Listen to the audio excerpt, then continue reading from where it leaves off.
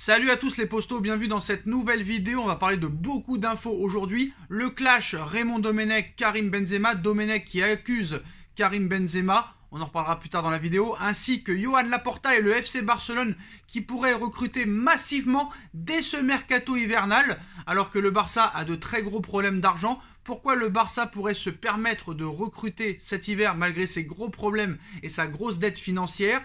Une grosse star anglaise pourrait rejoindre le Barça en prêt dès cet hiver. Restez jusqu'à la fin de la vidéo les postos, mais on commence avec le dossier Kylian Mbappé. Nicolas Anelka clash le Paris Saint-Germain dans l'échec de la prolongation de Kylian Mbappé. Le cas Kylian Mbappé fait grand débat au Paris Saint-Germain après les sorties médiatiques du joueur et de sa mère cette semaine, livrant sa version des faits du mercato agité qu'il a vécu. C'est au tour de Nicolas Anelka, ancien joueur du Paris Saint-Germain, désormais consultant pour RMC Sport, de donner son avis dans ce dossier. D'après l'ancien attaquant du Paris Saint-Germain, le Paris Saint-Germain a commis une grave erreur en s'occupant de la prolongation de Kylian Mbappé bien trop tardivement.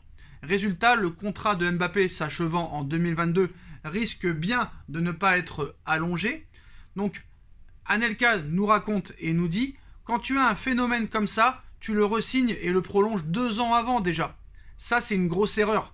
Si tu n'arrives pas à le re-signer, tu le vends direct, tout simplement. Même s'ils sont en renégociation depuis 3 ans, si tu n'arrives pas à le prolonger ou à le re-signer, si tu n'arrives pas à re-signer le meilleur joueur du monde ou le meilleur joueur du championnat de France, pour moi, tu le revends direct parce que tu sais que tu vas te retrouver en difficulté. » Entame Anelka, qui ne croit pas une seule seconde à la prolongation de Kylian Mbappé, un petit peu comme moi. Et quand il va lui rester 6 mois, pourquoi Mbappé prolongerait alors que demain il peut avoir n'importe quelle offre de n'importe quel club? Verdict maintenant, hein, dans quelques mois les postos. Anelka n'a pas réellement tort, mais peut-être que Anelka ne sait pas réellement ce qui se passe au sein du Paris Saint-Germain. On a vu les propos un petit peu incohérents de sa mère sur le Parisien, les propos changeants de Mbappé à RMC et à l'équipe. Alors réellement, tout peut se passer. C'est vrai qu'il peut y avoir une prolongation de très courte durée, mais c'est vrai que j'ai du mal à croire, alors qu'il aura 23 ans l'été prochain, qu'il ne puisse pas réellement partir du PSG, alors qu'il aura vraiment tous les clubs, ainsi que le club de ses rêves, le Real Madrid, de pouvoir le recruter. Maintenant, il y a quelque chose qu'il ne comprend pas, Anelka, c'est que Mbappé n'est pas comme tous les autres joueurs de l'époque qui partaient comme ça. Mbappé pourra peut-être faire un deal avec le Paris Saint-Germain en prolongeant de 1 an ou 2, ce qui permettrait au PSG de vendre Mbappé dans les prochains mercatos. C'est peut-être ça la stratégie du Paris Saint-Germain aussi, parce que le PSG n'est pas bête. Ils savent très bien que Kylian Mbappé veut partir du Paris Saint-Germain. Mais au niveau merchandising, publicité, il faut Mbappé pour le Qatar durant la saison 2022-2023 et qu'il soit présent avec Léo Messi ainsi que Neymar Junior pour promouvoir cette Coupe du Monde au Qatar 2022. Et si Mbappé s'en va gratuitement, le PSG ira à fond sur Haaland. Après, c'est sûr que la priorité numéro 1 reste la prolongation de Kylian Mbappé. C'est vrai que le PSG peut-être pourrait trouver un arrangement et peut-être que Mbappé serait pour cet arrangement si bien sûr il a une garantie de partir 1 an avant la fin de son contrat au moins. Voilà pour monsieur Nicolas Anelka. Avant de parler du gros mercato qui arrive peut-être cet hiver pour le FC Barcelone, on parle du clash Domenech-Karim Benzema, ou plutôt Raymond, je l'appelle Raymond Domenech, pourquoi Raphaël, je ne sais pas. Raymond Domenech qui clash plutôt Karim Benzema et qui accuse Karim Benzema du fiasco de l'Euro 2020 et de l'élimination de l'équipe de France. Ancien sélectionneur de la France entre 2004 et 2010, Raymond Domenech ne manque pas de commenter l'actualité du football. Récemment, il a pris la parole pour juger l'Olympique Lyonnais de Peter Bosz, le technicien français dont la dernière expérience à Nantes s'est soldée par un bilan de 8 matchs, 0 victoire avec le FC Nantes, 0 victoire, 4 nuls, 4 défaites. L'entraîneur Domenech qui n'a jamais rien gagné dans sa carrière d'entraîneur et qui vient juger Karim Benzema qui a 4 Ligues des Champions et qui est candidat au Ballon d'Or 2021. Est-ce que monsieur Domenech est sérieux? On connaît un petit peu le personnage Domenech, hein, qui n'a réellement peur de rien, qui est d'une mauvaise foi et d'un hypocrite incroyable. Bref, vient cette fois aborder le thème de l'Euro 2020 dans un entretien pour la RTBF. Pour lui, l'échec de l'équipe de France trouve ses racines autour du retour de Karim Benzema. L'ancien sélectionneur de l'équipe de France n'a pas chargé le joueur du Real Madrid, mais plutôt le timing de son retour ainsi que l'évolution du jeu de l'équipe de France. Selon lui, l'équipe de France ont trop rapidement changé d'idée de jeu à cause de Karim Benzema. Je le cite, « La France a raté son Euro parce qu'elle a joué contre nature à cause de la présence de Benzema à la pointe de l'attaque. Cette équipe sait défendre, conserver le ballon, tenir bon et jouer le contre. C'est sa philosophie, son ADN. » Alors c'est vrai qu'on a du potentiel offensif avec des garçons comme Kylian Mbappé, Antoine Griezmann et Karim Benzema. Mais ne vous y trompez pas, Benzema au Real, il est dans une équipe qui attend bas devant son but. Joue le contre et Karim est capable de jouer dans ce registre-là, d'être un point d'appui. Alors déjà, pour ta gouverne, Didier Deschamps joue aussi en contre en équipe de France. Bref. Et Kylian Mbappé au PSG, ce système de jeu, c'est la base à l'Euro. Il y a eu un décalage entre la philosophie profonde de l'équipe de France et les attentes suscitées par le retour de Karim Benzema. Tout d'un coup, ça a transformé l'équipe, on s'est pris pour les Belges. Maintenant, si Karim était revenu durant les matchs de qualification et que Didier Deschamps avait progressivement modifié son animation en fonction de lui, peut-être cela aurait été une réussite. Alors c'est vrai que voilà, pour un petit peu le défendre, c'est vrai que c'est pas parce que tu mets toutes tes stars dans une équipe que tu vas gagner un championnat du monde ou un euro. Ça s'est vérifié avec les Belges, ça s'est vérifié à l'époque avec le Brésil, enfin le Brésil de 2006, le Brésil de 2010, le Brésil de 2014, le Brésil de 2018 qui avait des grosses stars et qui n'ont rien gagné. Après, le Brésil a gagné beaucoup de Coupes du Monde, pas moins de 5.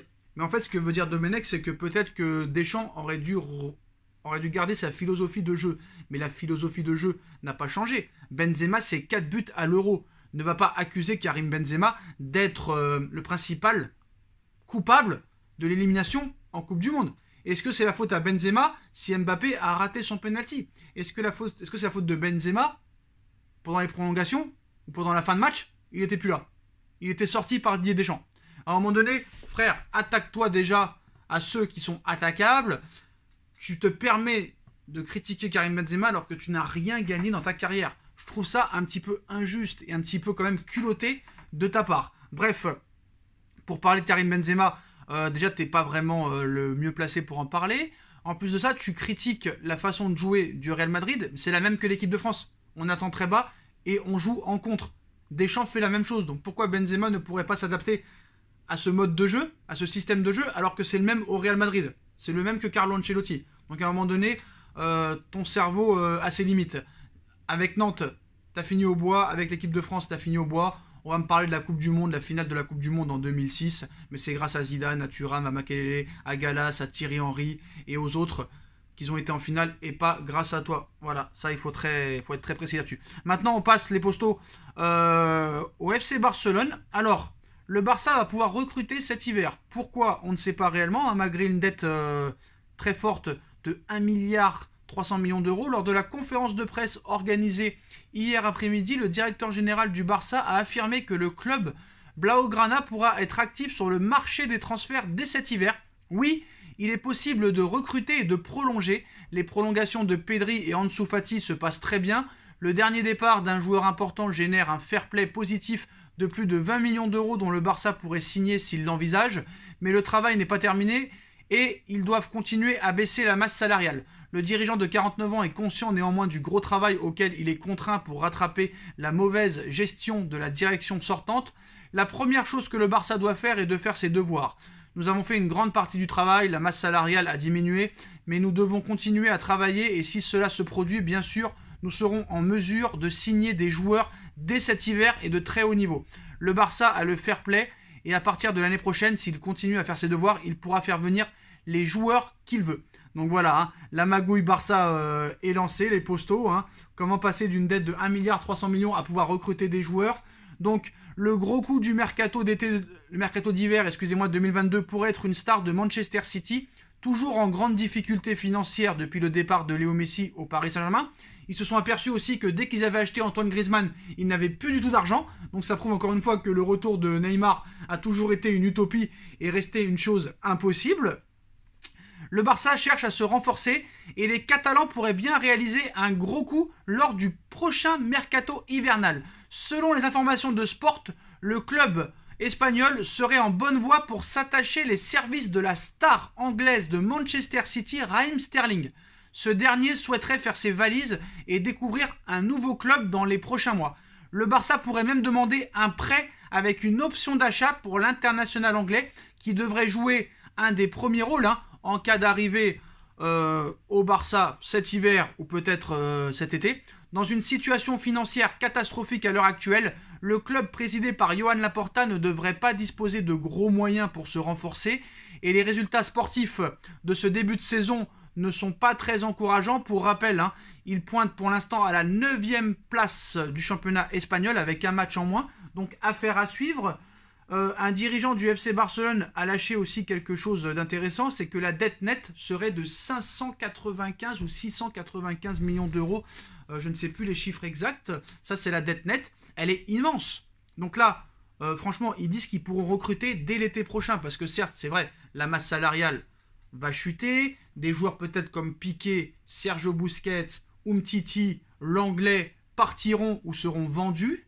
Il y aura peut-être encore 1 ou 2 joueurs qui seront vendus peut-être, je ne sais pas. Mais en tout cas, c'est vrai qu'avec, bref, la vente d'Antoine Griezmann, le salaire conséquent qui a été libéré après le départ de Léo Messi, c'est vrai que le Barça pourra peut-être recruter un minimum. Après, est-ce que Sterling, ça pourra se faire cet hiver? Je ne sais pas. L'été prochain, c'est une forte probabilité parce que Haaland, ils ne pourront pas le faire. Et les très grandes stars, ils ne pourront pas le faire. Ils pourront faire peut-être des bons joueurs, mais pas des très grands joueurs. Même, voilà, il faudra quand même continuer à baisser la masse salariale. Mais en tout cas, la priorité numéro 1 du FC Barcelone serait Raheem Sterling au niveau de l'attaque, les postos. Dites-moi en commentaire ce que vous en pensez. Est-ce que le Barça peut avoir Raheem Sterling dès cet hiver? Est-ce que City pourrait se permettre de prêter Sterling au Barça dès cet hiver? J'ai quand même du mal à le croire pour cet hiver, même si Pep Guardiola pourrait peut-être aider le Barça. Tout dépendra d'où sera le Barça cet hiver, parce que si le Barça est éliminé dès les poules de la Ligue des Champions, aucune chance que Raheem Sterling arrive au FC Barcelone. Peut-être l'été prochain, on verra ce qui se passera, on verra les prochaines semaines. Le mercato d'hiver arrive très rapidement, mais ça devrait être calme lors de ce mercato d'hiver, à part au Real Madrid ou au FC Barcelone apparemment, qui pourrait peut-être foncer sur quelques joueurs dès ce mercato d'hiver. Voilà les postos, dites-moi en commentaire ce que vous en pensez, je compte sur vous pour bombarder la barre de like. On like, on partage, on commente, on s'abonne et on se retrouve très rapidement pour une nouvelle vidéo. Tchuss.